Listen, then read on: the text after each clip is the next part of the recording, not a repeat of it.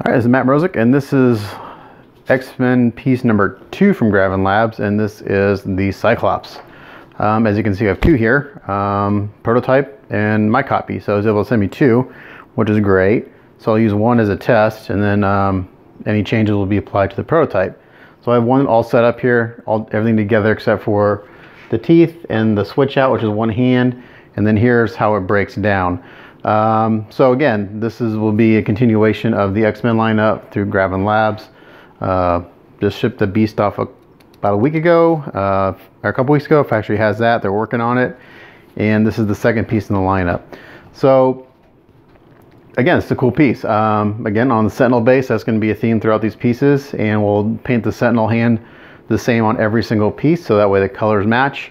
A few things may vary a little bit, kind of like the metal details and stuff may vary a little bit, but overall the paint will remain the same on the Sentinel hand. That way it all matches. So this base is much simpler than the Beast, obviously. There's no finger sticking out of it or anything, which is cool. So then your eye really just goes to Cyclops. And it's a great sculpt. I really like it. And I always say, you know, I could personally care less about switch outs, and the great thing about this is there's only one switch out and it's his right hand. So this one holds Magneto's helmet, and then you just have the fist. So pretty simple. You know, you don't have a bunch of heads laying around and stuff. So that's just my personal preference. I could care less about switch outs. I think, you know, maybe one extra head is okay, but when you start having 4 and 5 heads and different hands and different arms, it's like, what do you do with all that stuff when you're not displaying it? So let's get some measurements real quick. I know Marcus has already displayed the measurements on this page, but we'll give you actual dimensions. So his height is right at 21 inches, maybe 20 3/4, somewhere in there. Much smaller footprint than the Beast, because even though the Sentinel hand is fairly large, it doesn't have all the fingers sticking off of it. Your depth front to back is going to be looks like about a little over 18 inches, and the width is going to be right at about 19 inches, it looks like. So I'm not sure how that correlates to what he posted, but that's what I'm kind of getting here. So I have one broken down, one put together to show you how these come. So and they both had a little bit of damage. Again, they're prototype casting, so don't worry about it. These aren't production pieces. And prototype castings, they just want to get them out to get painted. So only damage on this one was a little bit on the waist here. The waist is actually packed very well, in like at a pre-production packing scenario with the cut foam and everything. So packing was really good. And actually the boxes are fairly small, and he doesn't weigh a ton. So I'm not sure what shipping's gonna run you guys when you get your piece, but I don't think it's gonna be crazy expensive. You never know, these things from China, and they're heavy. So this one had just a little chipping around the waist. They had the torso and the waist put together, wrapped with some bubble wrap to keep them together. Oh, and the head was in also. And I think the waist just kind of shifted back and forth a little bit like this in shipping, and it chipped out a little bit. No big deal, a little bit of putty work. And on this one, I had a little chip out right here on the bottom of the base. I was able to get the piece out right here, so I'll just epoxy that back in and putty it. Again, no big deal. So as with any prototypes that I get, if I have any recommendations to the producer as far as like casting wise or fit or anything, I forward those to them, because they can make adjustments before production. So these do have a light up feature in the eye, and nothing's wired right now, but they do come with an AC adapter, and there's a power outlet on the base, and it's right here. It's actually really small, it's kind of hard to see. The foot plugs in here for power. I can't show you the light up feature right now because the LED in the eye is not wired. And this is how a prototype should come. The Beast showed up like this too, all broken down. I've received them where like everything's glued on, and it's like, that's a nightmare to paint. So they've broken this down really well. So you have the legs. There's 2 wires sticking up out of here, a black and a red wire, which goes down to the socket right here, which plugs into the base, which goes to the outlet. And then there's 2 wires coming up through the torso, which then come up through the head, which then go to the LED. So paint this, solder the wires, glue that together, Same thing with the head. You paint this, solder these wires together, glue the head on, and then you got your light up. Of course, you solder everything, make sure it works, and then glue it together before you want to glue it all together and find out that, oops, my lighting doesn't work. So yeah, so this is cool. I'll kind of put this one together quickly to show you how it goes together. As you can see here already, and then I'll come in a little tighter to show you some of the details. Again, they left a space open at the bottom to put your own LED in, like the Beast. So I have a few of those lights that I bought off of eBay. They were cheap. I think they were like $5 or $6 shipped from China, really inexpensive. Again, clear resin. Again, I'll start out by making this really like glass and then going in and weathering it. But we want to start with a really clear piece and then weather it down from there. Fits in there perfectly. The fit is excellent. So far, the only thing I see is I got one little piece I may need to heat up a little bit to get it to fit. In order to get him on the base, you have to put this foot in first and then plug him into the little outlet on the bottom. If you try to do the other way, you'll struggle. Actually, I haven't plugged this one in yet, so let's see. This one may be different. Maybe I lied. The other one worked that way. I may have to play with this one a little bit. There it goes. All right, so that one was a little different. This one I was able to put the power outlet first in and then his foot. So that goes like that. There's a nice big peg in his foot that goes onto the lens. Just like that. You got all these detail pieces that plug into the base, and they're all keyed very nicely. So if you're getting a kit, you can't mess it up. Well, I take that back.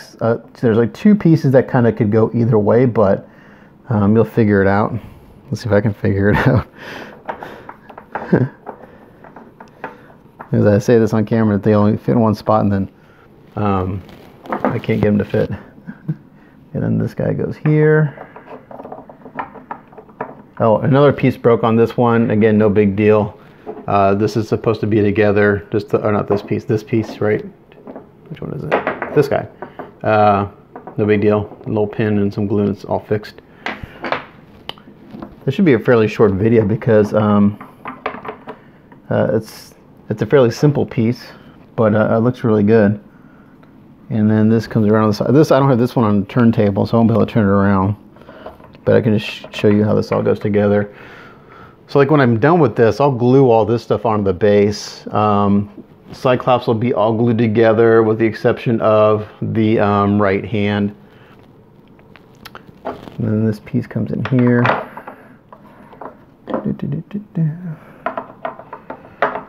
There.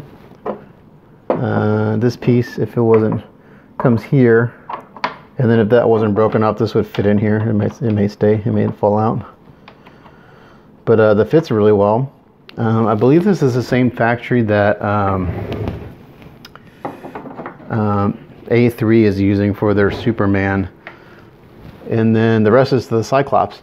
Now an interesting thing, and it's not a big deal because they'll end up the same factory, two castings.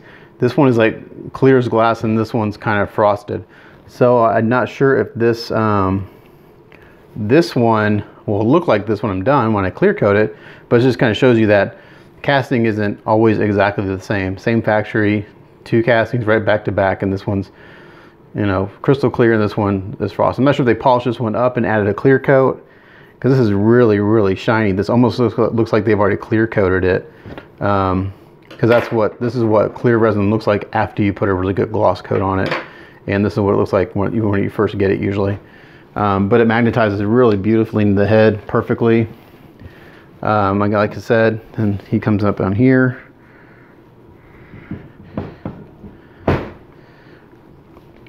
And then the head goes on. So if you guys got the pre-painted one, you don't have to worry about any of this, but I always like to show how things go together. In order to put this together, if you've gotten the kit, you have to put the head on first, and then you put these straps on that go over his shoulders. And again, the fit is really, really good. So far, the only piece I think I may have to do any work on is this one right here, at least on that casting. And again, even though, you know, each casting is always a little different from each other. I'm not going to put the pouches on because those go on pretty easily. And then we got the little side things on the visor here.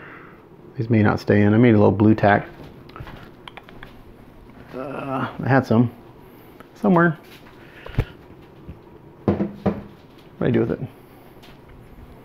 Hold on. The little ball of blue tack that I had out, it disappeared. I cleaned up my work area last night after kind of finished pinning up the keyring. So I'm just going to put a little blue tack on these so they'll stay in.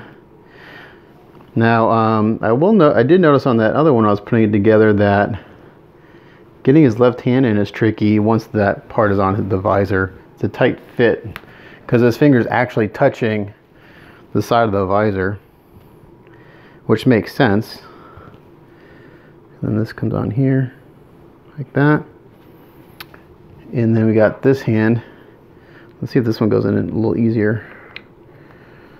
So it's a little tight fit to get that in there. I have to figure out a way to do that without scuffing the paint up. Oh, I think I know what I need to do. I just figured it out. See, sometimes you figure things out if you've done it a few times. Oh no, I can't do it that way because I've got to glue the head in. Unless I put the hand in first, get that glued into place, then wire, put the head on. I could do that. See, I just kind of figured that out. Sometimes you gotta figure out the order of things. I'll see if the head fits down all the way. If I do that, it may not. I think that may work. I think that's the solution. Put the hand in, wire the torso, wire the head, and then put the head on after the hand's in there. Otherwise, you might get some scuffing of the paint. And then the X-Men logo on the chest. Like I said, there's one spot right here where I may need to do a little work. Just a hair dryer, soften it up a little bit. Details are really nice. Casting's done really well. And again, this is a prototype, so this hasn't had any cleanup or anything on it. I mean, I take that back. It has had some cleanup on it, but this factory in particular, it's not like they hand you it's not like a production kit where it's like mostly ready to go to paint. You do have some priming and stuff. The Magneto helmet's done really nicely. You know, it's really simple and smooth. And then I guess you can put this in however you want. There's the hand. This hand is molded to accept the helmet. I'll have to look at maybe the concept art to see if it's supposed to go in there a specific way. It looks like it's maybe molded to fit that way in particular. And even though this is a proto casting, they've got magnets and everything for me. Yay! Sometimes they don't do that and I have to put them in. Again, it's not the end of the world, but magnets can be expensive. How do I have it on that one? It's holding it really well. I've got it holding it this way. And again, it's just kind of held in there by the weight of the helmet. Kind of wedge it in there. And then the clear visor part. Like I said, this one is like super clear compared to that one right now. And then all the pouches. So I'm going to come around, bring the camera in a little bit, and show them to you.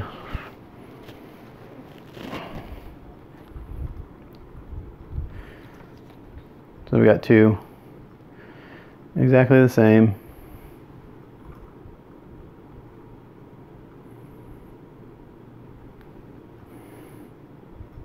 And I'm just using, the lighting really sucks right now. I'm actually just using the light on my cell phone because I don't have like my studio lights in here anymore. They're all down the garage. But this just gives you an idea of what this looks like. So it's a pretty short video. Just kind of introduce the pieces. So I'll get cracking on these here pretty quick. I don't expect this to take as long as the Beast. It's a simpler build. The base is much simpler. The breakdown of the pieces is done really well. I'll fix the few little spots that broke first, and then we'll go from there. And then once I do that, I'll throw a primer on everything, even the parts that are gray. I'll go ahead and throw a coat of primer on those. That way it's all the same color, and it gives me a good starting point. But I'll move this one over, I think. Bring this over since it's the one on the turntable.